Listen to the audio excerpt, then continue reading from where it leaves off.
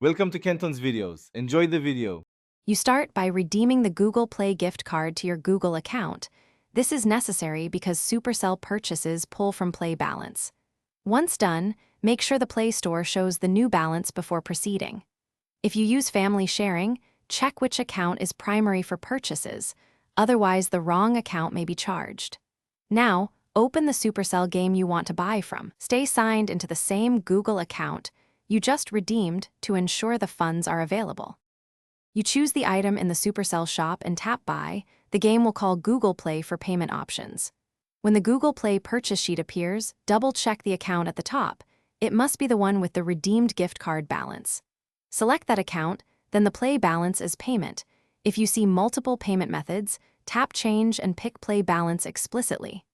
After selecting, press Buy and wait for the confirmation dialog to complete the transaction.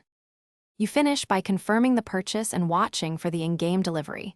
Many items are instant, but some require a brief sync.